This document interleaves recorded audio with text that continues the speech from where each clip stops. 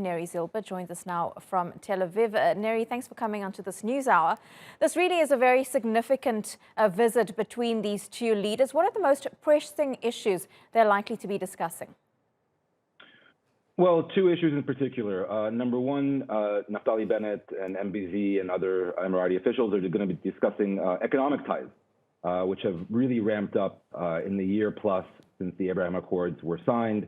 Everything from agriculture to defense sales to cyber technology and the like. And then obviously number two, the Iranian nuclear issue and the Iranian threat.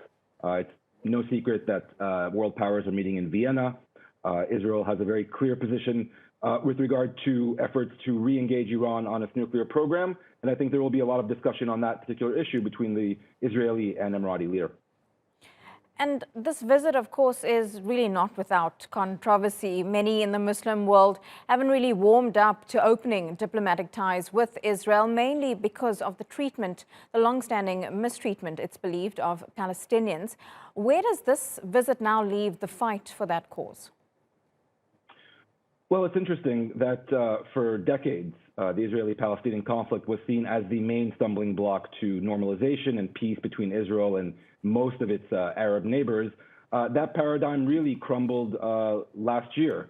The UAE, as you mentioned, went first, then Bahrain, Sudan, Morocco, and really even the countries in the Middle East that haven't officially normalized with Israel have certain relationships, whether military or intelligence, behind closed doors.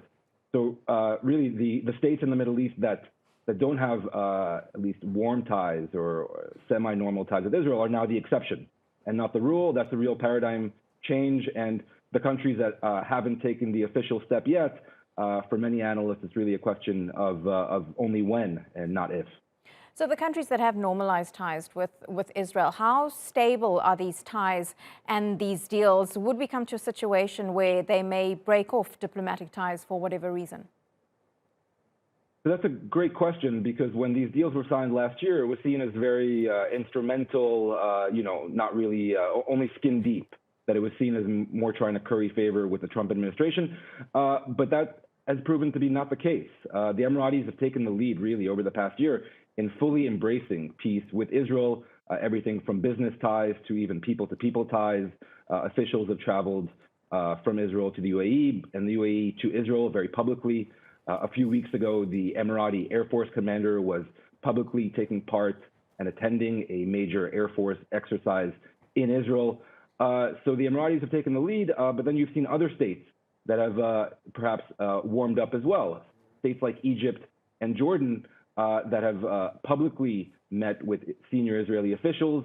So really, we've been proven a bit wrong in the sense that these deals are not just at elite level signing ceremonies.